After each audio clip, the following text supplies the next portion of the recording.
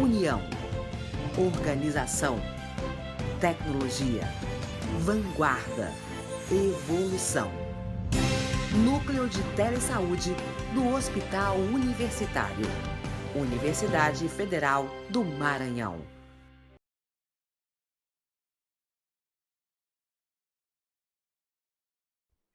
Boa tarde a todos e todas que estão acompanhando conosco essa webconferência.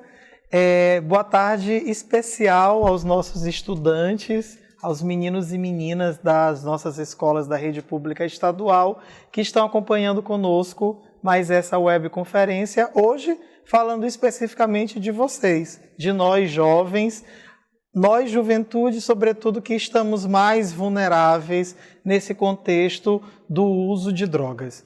Por isso que a gente vai fazer essa conversa breve, nesse primeiro momento, sobre essa equação. Deveria ter uma interrogação aí, que aí a gente faz essa pergunta. Juventude e drogas, esse I que adiciona, né? Juventude e drogas. É uma equação perigosa? Quais são os riscos que nós, jovens, temos em relação ao uso, em relação à exposição à questão das drogas? São algumas dessas reflexões que nós vamos fazer nesse primeiro momento, e aí a gente vai, então, lidar com essas questões. Primeiro, qual é a relação da juventude com as drogas? E aí eu vou perguntando e a gente vai se questionando e também nos respondendo. Como é que se dá essa relação da juventude com a questão das drogas? O que é droga? O que eu penso que seja droga? Droga é a maconha? É o crack? O álcool para mim também é drogas? Que tipo de outras drogas eu conheço? E aí, eu conhecendo essas drogas, a gente se faz uma terceira pergunta. Eu consumo drogas? Eu também tenho algum tipo de vício? Eu também estou exposto à questão das drogas? E a droga é um problema de quem? Quem deve cuidar dessa questão das drogas? É uma problemática, todo mundo diz que é um problema, anunciam várias guerras às drogas, mas quem é responsável pela questão das drogas? Quem são os responsáveis pela questão das drogas? E em relação especificamente ao jovem que é usuário de drogas, quem é responsável por esse jovem? Quem deve cuidar desse jovem? E aí a gente coloca entre aspas mesmo para ficar essa reflexão. Quem deve cuidar desse jovem? Porque é uma questão de cuidado.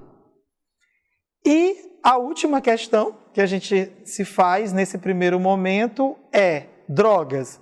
Legalizar ou descriminalizar? Ou as duas coisas, ou nenhuma das duas coisas. São essas questões que a gente apresenta nesse primeiro momento para a gente poder, então, dar início à nossa conversa. Uma primeira coisa que é importantíssimo, é imprescindível da gente já nos apresentar é que falar sobre essa questão das drogas é a gente trazer para o âmbito de políticas públicas de direito. Tratar a juventude como um ser que necessita de direitos, que tem esse direito a um atendimento adequado, a uma política pública para atender às suas necessidades e trazer a questão da droga, o debate do uso de drogas para o âmbito da saúde. Essa é uma questão principal. E aí a gente vai trazer duas grandes leis, dois marcos legais, esse era o termo correto, dois marcos legais para essa nossa conversa, nesse segundo momento. Um é a lei que institui o Sistema Único de Saúde, o SUS, que é uma lei de setembro de 1990. Ela é alguns meses após o Estatuto da Criança e do Adolescente, que ela vai dizer que a saúde é um direito fundamental do ser humano, devendo o Estado prover as condições indispensáveis ao seu pleno exercício. Isso significa que os princípios que regem o SUS, a universalidade, ou seja, que é uma política para todas as pessoas. A equidade, que ela não deve fazer distinção, seja por ser homem ou mulher, jovem, idoso, branco ou negro, indígena, quilombola, da cidade ou do campo. E a questão da integralidade vai se aplicar também essas questões da saúde ao jovem. Então, quando a gente pensa na saúde pública para a juventude, a gente tem que pensar uma política que seja universal, que perceba a equidade e a integralidade. E, sobretudo, quando a gente fala de juventude, muitos estudiosos da política de juventude e, sobretudo, das questões sociais, a gente sempre pensa as juventudes, que aí inclui um S no final, que isso vai abranger no discurso todos os grupos em que a juventude está inserida, que aí eu já até citei alguns, a juventude indígena, a juventude quilombola, a juventude do campo, da cidade, a juventude de diversos grupos, mas aí também a juventude LGBT, a juventude com deficiência, a juventude que está em situação de rua. Por exemplo, você já se perguntou por que o jovem que está em situação de rua, ele é usuário de drogas? Será se ele usa a droga por uma questão de escolha ou a droga que a pessoa que está em situação de rua, ela também não é uma forma de você conter o frio, e a gente está em período chuvoso, né? Imagina a galera que está na rua. A questão do frio, um inibidor da fome. Então, a gente tem que ver toda essa juventude. Um outro segundo marco legal que a gente traz para essa nossa conversa de hoje é o Estatuto da Juventude. O advento do Estatuto em 2013, em 5 de agosto de 2013, vai ser um grande marco na política pública de juventude, sobretudo para a gente ver esse jovem como essa pessoa em condição peculiar de desenvolvimento, esse cidadão portador de direitos que tem uma política pública específica para ele, e dentre os 12 grandes eixos que o Estatuto da Juventude apresenta, seja de participação, educação, trabalho, segurança pública, profissionalização, um desses direitos que a gente vai trazer é o direito à saúde. E aí o Estatuto da Juventude, ele vai dizer, no início desse quinto eixo, que é o eixo do direito à saúde, que o jovem tem, e o jovem é todo jovem, é a juventude brasileira, tem direito à saúde e à qualidade de vida, considerando suas especificidades, que é o que nós já estávamos falando, independente de onde quer que esse jovem esteja, nós temos que perceber, a política pública ela tem que perceber e identificar a especificidade desse jovem em 3 grandes dimensões. Quatro, aliás, na prevenção, na promoção, na proteção e na recuperação da saúde de forma integral.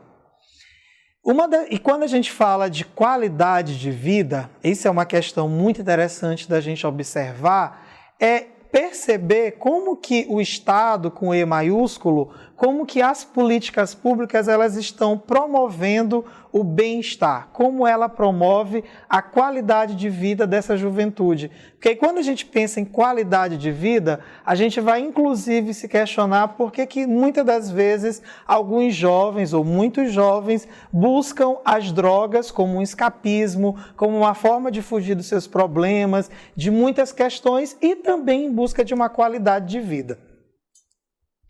A gente vai trazer uma breve contextualização sobre o nosso cenário local, sobre a situação do nosso país, mas eu queria que a gente pensasse num olhar, sobretudo para o chão que a gente pisa. Pensa aí, você que está acompanhando essa nossa webconferência, você que é de uma grande cidade ou de uma cidade pequena, qual é o nível de envolvimento da sua comunidade em relação à questão das drogas?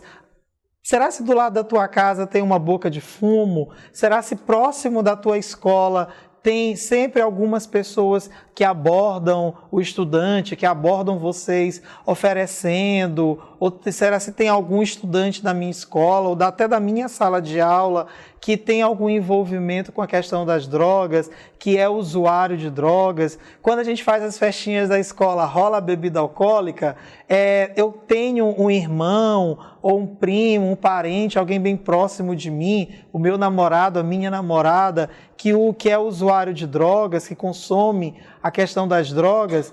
Se eu dirijo também, às vezes, sobre o efeito do álcool, a gente fazer esses questionamentos, pensar mesmo bem presente no nosso... Será se lá na aldeia onde eu vivo, na minha comunidade, já chegou também o uso de drogas? Pensar essas questões da nossa realidade, no nosso contexto local, para, olhando essa realidade, a gente pensar como nós, conselheiros de política sobre drogas, professores, pai, mãe, estudante, liderança local, ou alguém que é estudioso ou pesquisador na temática, como que a gente pode intervir nessa realidade, sobretudo com um olhar de cuidado e sobretudo com uma intervenção diferenciada. A gente está diante de um contexto que a gente está dominado pelo pânico pelo crack, uma verdadeira guerra ao crack. Entretanto, a gente acaba se esquecendo que o álcool é ainda a substância mais utilizada pela nossa juventude e esse uso que apresenta uma grande problemática, seja pelo uso abusivo, que se encontra mais presente, seja pelos problemas que vêm associados ao uso de álcool. Por exemplo, vocês já perceberam que nos hospitais, sobretudo os hospitais de emergência, quem ocupa a maior parte dos hospitais está no setor lá dos quebrados, entre aspas? A grande maioria dos nossos hospitais de emergência eles estão ocupados por pacientes de vítimas de acidente de trânsito. E se a gente for fazer um filtro, for analisar caso a caso, a gente vai identificar que boa parte desses acidentes, eles foram provocados ou por pessoas que estavam sob o efeito do álcool, seja como vítima ou seja a própria pessoa que provocou o acidente. Então, é uma questão problemática.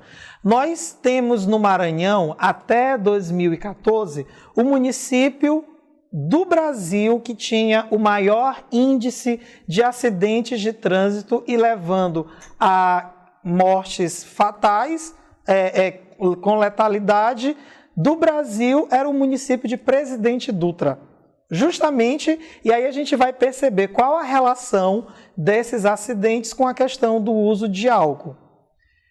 Realmente é uma questão para a gente se preocupar. Se nós, no Maranhão, temos um município que tem esse maior índice, então não tem como a gente se furtar dessa discussão.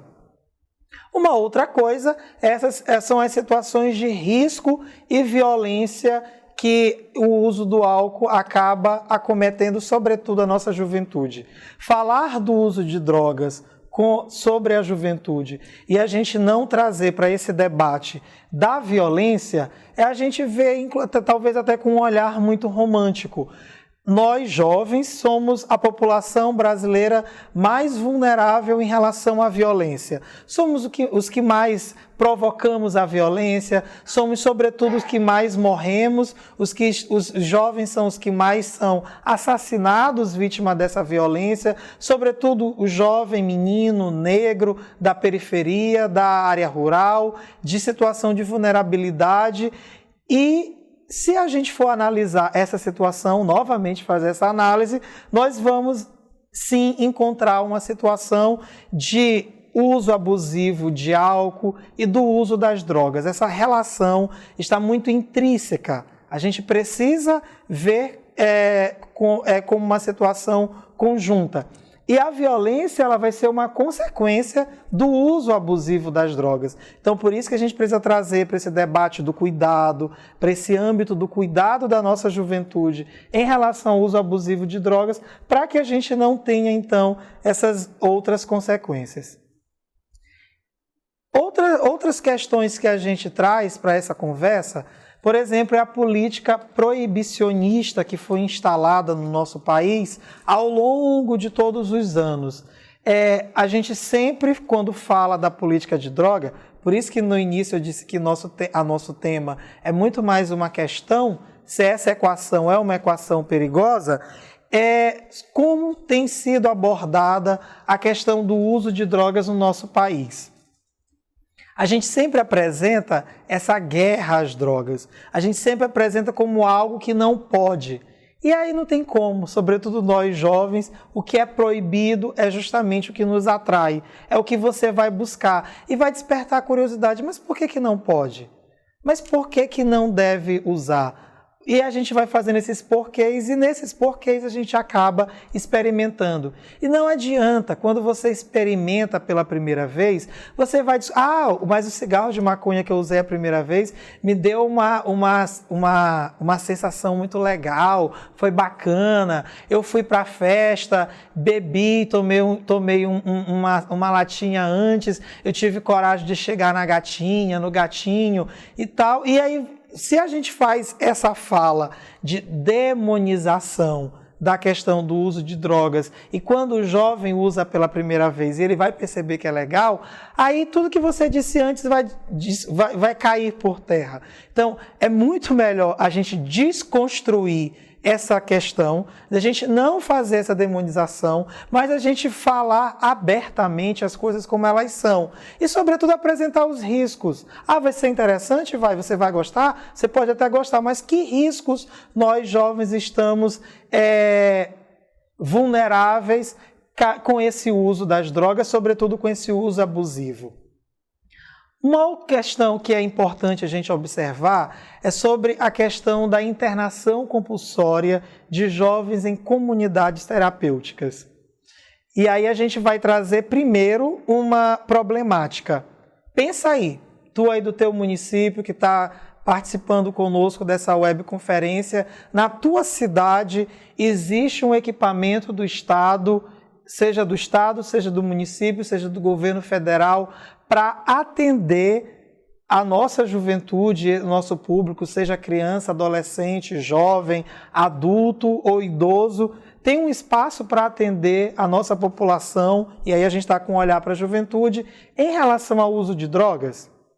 E aí a gente vai ter os CAPs, e a gente vai ter as diversas modalidades. Existe um CAPs específico para atender criança e adolescente, que é o CAPs IJ, o CAPs para infância e juventude.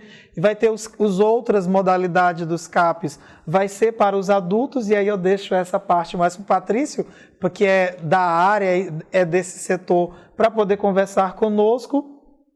Mas, na ausência desses espaços, quem está cumprindo esse papel?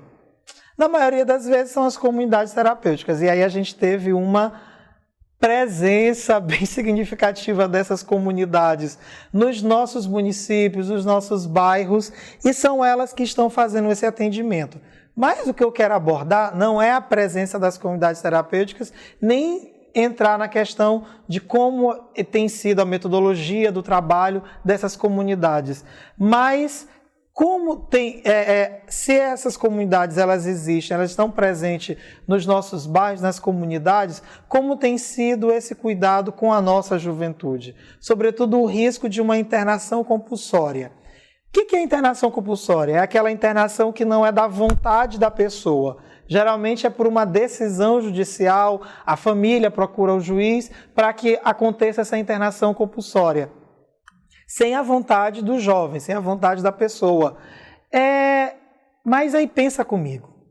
A gente está passando por toda uma política, por um momento da gente modificar o atendimento da saúde mental. A gente já deve ter visto, aí você estudante que está acompanhando, talvez já deve ter visto em novela, em filme, ou já estudou alguma coisa sobre isso, pesquisou na internet, olhou alguma coisa no YouTube, sobre como eram os atendimentos de saúde mental naquela época, aquela lógica manicomial, em que as pessoas ficavam amordaçadas, ficavam presas, tomavam medicamento, ficavam inconscientes, e elas eram obrigadas a estar naquele espaço e muitas das vezes passavam toda a vida ali. Hoje, a gente não tem mais essa lógica desse atendimento. A gente busca um atendimento humanizado, Um atendimento, sobretudo, que as pessoas elas possam continuar a sua vida apesar de. Então, como é que a gente pode ter, né, nas nossas cidades, nas nossas comunidades, nos nossos municípios, espaços que possam promover a dignidade? Lembra que a gente falou no início do Estatuto da Juventude? A qualidade de vida da nossa juventude com esses atendimentos, com esses espaços. E a outra é sobre o uso de substâncias psicoativas, que não é uma questão policial. O que é um caso de polícia nesse caso? O tráfico de drogas. Tráfico de drogas, o traficante, isso é uma questão policial. O uso de drogas, a gente tem que ver o usuário de drogas não como criminoso, mas como um caso de saúde pública. Quem deve cuidar do usuário não é o policial. Um jovem que está com crise de abstinência, um jovem que consumiu muita droga e ele precisa de um cuidado, de um atendimento, quem vai cuidar desse jovem não é a polícia. Quem vai cuidar desse jovem é a saúde pública. Inclusive, desde a saúde básica, a emergência, não necessariamente só CAPs, não é que todo atendimento em relação ao usuário de drogas vai ter que ser nesses espaços especializados. Esses espaços especializados é para tratamento contínuo. Não sendo um caso de tratamento contínuo, a rede da saúde pública na sua cidade, na sua regional, no nosso estado, ela tem que estar habilitada e hoje ela está, sim, habilitada para esse atendimento. A gente saiu de um momento em que a gente não tinha praticamente nada, na ausência desse atendimento, e hoje a gente tem uma rede organizada, adequada, sobretudo, e essa é a parte mais legal, com profissionais técnicos competentes e que têm esse cuidado, esse olhar humanizado para a nossa juventude, para esse usuário. A gente vai deixar aqui 4 questões bem abrangentes para a gente se questionar, para estudar e para também deixar aí para as nossas reflexões, para o nosso debate de daqui a pouco. Pensar. Como é que a gente pode fazer esse fortalecimento da política de saúde mental?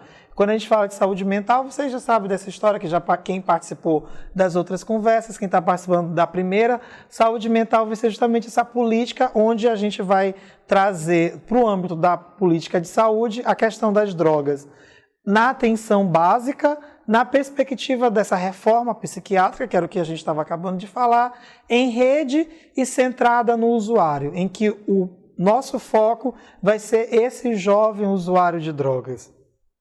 Uma outra coisa, como é que a gente pode assegurar a formação e a capacitação dos profissionais de saúde e os agentes multiplicadores em uma perspectiva de direitos humanos, em uma perspectiva da qualidade de vida, em uma perspectiva da promoção da pessoa humana.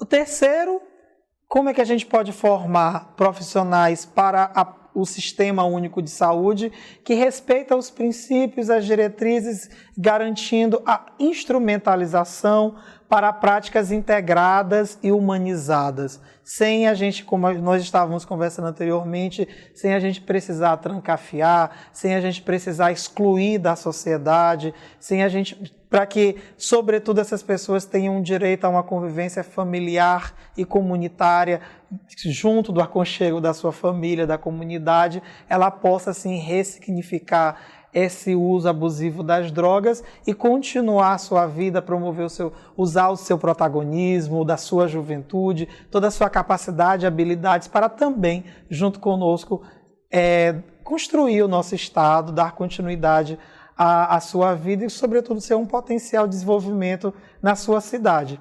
E, por fim, assegurar a descriminalização e a regulamentação das drogas, acompanhado da atenção ao usuário. Quando a gente fala, lá no início a gente fez um questionamento sobre a legalização. A legalização vai ser realmente a questão de lei.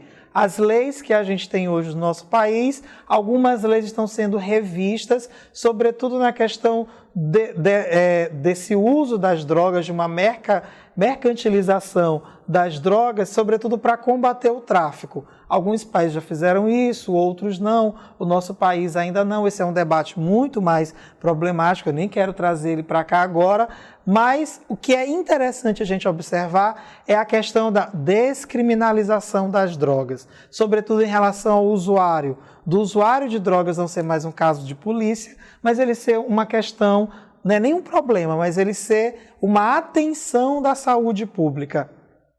Por que eu trago essa questão?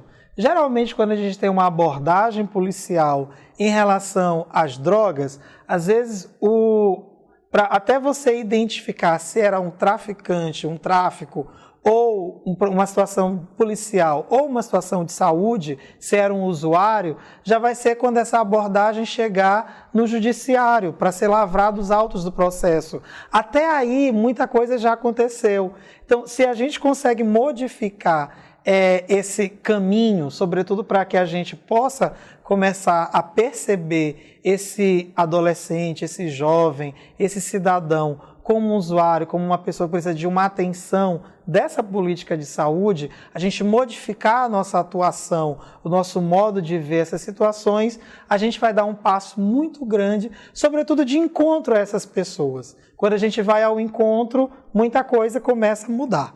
Obrigado! E aí a gente continua aí para essa conversa. Valeu!